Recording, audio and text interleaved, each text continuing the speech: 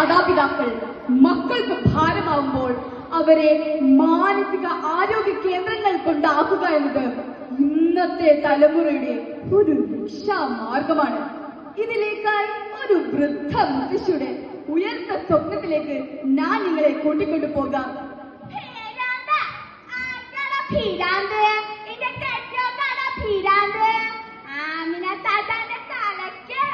നല്ല പൊളിമാണ്. നിങ്ങൾ കളിക്കുന്നത് നമ്മളെ കിട്ടൂല മോനെ. ആമിനത്തോന്നോട്ട് മുഖം നോക്കിയത് ആരും വിളിച്ചിട്ടില്ലാന്ന്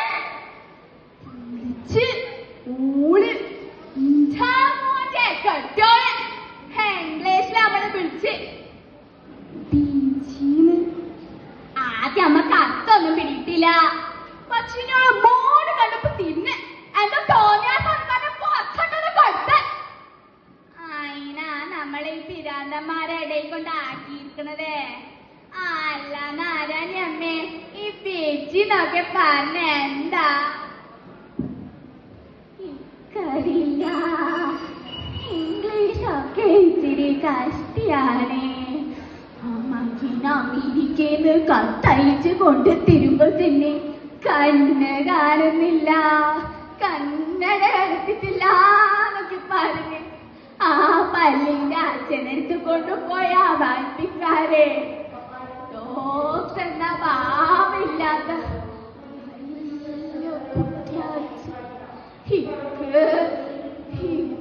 ജനിക്കാതെ പോയ മോനെ പോലെ തോന്നും.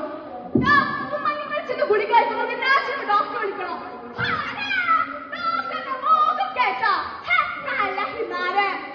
സത്യം പറയാലോ, ആ ഗുളിക കഴിച്ച തല പൊങ്ങൂല. ആരില്ല, ഇതൊന്നും ഓർത്ത് വിഷമിക്കണ്ട. പിന്നെ ഇന്നത്തെ മോനും കുട്ടികളൊക്കെ വിളിക്കാൻ വരുന്നത് അമേരിക്കയില്ല. അവന് ഇവിടത്തെ സ്വത്തും വീടും ഒക്കെ വിറ്റു. അല്ലെങ്കിലും എനിക്കെന്തിനായി സ്വത്തും വീടൊക്കെ? ഇക്കെന്റെ മോനില്ലേ? അല്ല, ആരൊക്കെയാ വരുന്നത്? മോളുണ്ടി വരൂ വരൂ. എത്ര നേരായാലും മുത്തശ്ശി കാത്തിരിക്കാൻ തുടങ്ങിയിട്ട്. മോളുണ്ടി വരൂ. മമ്മിനോട് പറയുന്നത് ഞാൻ കേട്ട. എന്തിനായി തലക്ക് സുഖില്ലാത്ത മുത്തശ്ശിനെ അമേരിക്കയിൽ കൊണ്ടുപോകുന്നത്?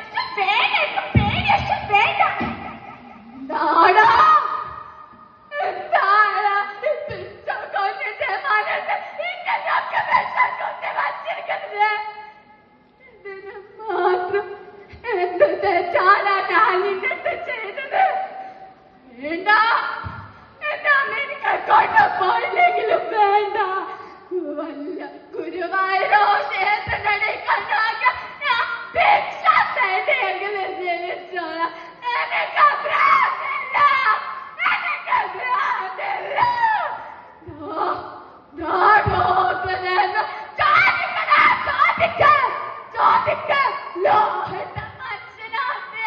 അദ്ദേഹം കള്ളം പറയൂല. അമ്മ എന്താണ് ഇത്രയും പെടുന്ന പാലുണ്ടാവുന്നത്? എത്ര ക്യാഷ് വേണമെങ്കിലും ചെലവാക്കാം. അമ്മയുടെ അസുഖം അത് മാറിക്കണ്ട മതിയായിരുന്നു. മിസ്റ്റർ വാസുദേവൻ, ഈ അമ്മക്ക് ഇപ്പോഴൊന്നല്ല ഒരിക്കലും ഒരു മാനസിക രോഗമുള്ളതായി ഞങ്ങൾക്കാർക്കുമേ തോന്നിയിട്ടില്ല. മാനസികാരോഗ്യ കേന്ദ്രം ഒരു ബാധിത ഏൽപ്പിക്കേണ്ട സ്ഥലമായി നിങ്ങൾ കാണരുത്.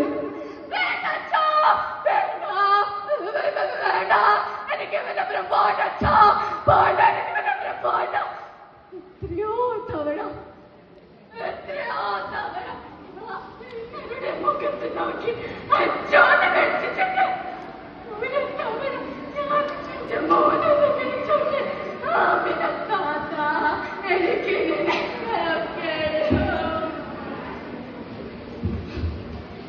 മാതാപിതാക്കൾ കാണപ്പെട്ട ദൈവങ്ങളാണ്. അതിനാൽ അവരെ അവഗണിക്കരുത്. അവരുടെ അനുഗ്രഹമാണ് ഞങ്ങളുടെ സമ്പത്ത്. നന്ദി, നമസ്കാരം.